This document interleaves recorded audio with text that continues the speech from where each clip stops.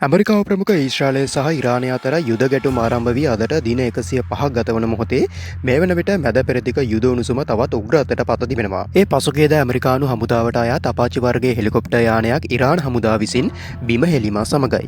ඉතින් මීට පෙර ඉරානය සමග සාම පිළිවෙතක් අනුගමනය කරමින් සිටි ඇමරිකා එක්සත් ජනපදයේ ජනාධිපති ඩොනල්ඩ් ට්‍රම්ප් විසින් මේ ප්‍රහාරය සමග ඉරානයට අද රාත්‍රියේ දැඩි ලෙස පහර දෙන බවට ප්‍රතිඥා දී ඇති බව විදේශ මාධ්‍ය වාර්තා කර තිබෙනවා. ඒ අනුව මේ ප්‍රහාරවලට පිළිතුරු ලෙස ඇමරිකානු ජනාධිපති ඩොනල්ඩ් ට්‍රම්ප්ගේ නියෝග මත ඇමරිකානු මධ්‍යම විධානය දකුණු දිග ඉරානයේ පිහිටා තිබෙන ගුවන් ආරක්ෂක පද්ධති රේඩාර් මධ්‍යස්ථාන සහ sannivedana පහසුකම් ඉලක්ක කර දැවැන්ත ප්‍රහාර මාලාවක් එල්ල කරනු ලැබුවා. මේ ප්‍රහාරයට ප්‍රතිචාර ලෙස ඉරානයද කුවේට්, ජෝර්දාන් සහ බහරේන් වල ඇමරිකානු යටිතර පහසුකම් ඉලක්ක කර මිසයිල් ප්‍රහාර මාලාවක් එල්ල කරනු ලැබුවා. විශේෂයෙන්ම ජෝර්දානයේ පිහිටි ඇමරිකානු ගුවන් කඳුරු ඉලක්ක කර එල්ල කළ මිසයිල් ප්‍රහාර වලින් 20ක් පමණ ගුවනේදීම විනාශ කළ බව විදේශ මාධ්‍ය සඳහන් කර තිබෙනවා. මෙවන් පසුබිමක ඇමරිකාව සටන් විරාම ගිවිසුම දිගින් දිගටම උල්ලංඝනය කරන බවට ඉරානය චෝදනා කරමින් සියලුම වාණිජ හා තෙල් නෞකා සඳහා හෝමු සමුද්‍ර සන්ධිය සම්පූර්ණයෙන්ම වසා දමන බව පසුගියදා ප්‍රකාශ කරනු ලැබුවා.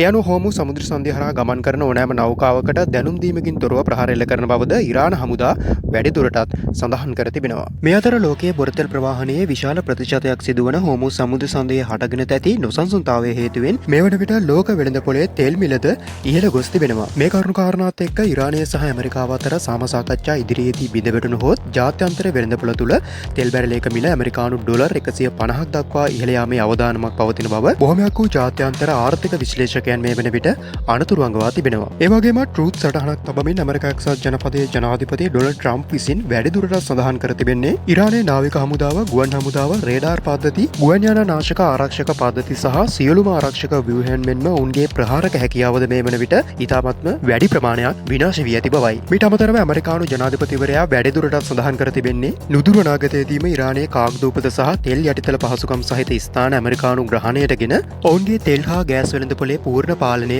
තමන් සතු කරගන්නා බවයි. ඉතින් ඔය ආකාරයට තමයි ඉරානය සහ ඇමරිකාව අතර වර්තමාන යුදමය තත්ත්වය සම්බන්ධ කරුණු කාරණාවන් පෙළ ගැස්වෙන්නේ. ඉතින් මේ ආකාරයට ලෝකය හා සම්බන්ධ කරුණු කාරණාවන් වගේම අරුම පුදුම දුර්ලභ වීඩියෝස් දිගටම නරඹන්න විශ්ව ලෝකයා YouTube channel එක subscribe කරලා වීඩියෝ එකටත් like එකක් දාන්න කියලා මතක් කරනවා. ඉතින් මේ වගේ සුවිශේෂී කරුණු කාරණාවන් සහිත තවත් වීඩියෝ එකකින් තවත් දවසක අපි ඉක්මනින්ම හමු වෙමු. එතෙක් ඔබට ජයග්‍රාහී දවසක්.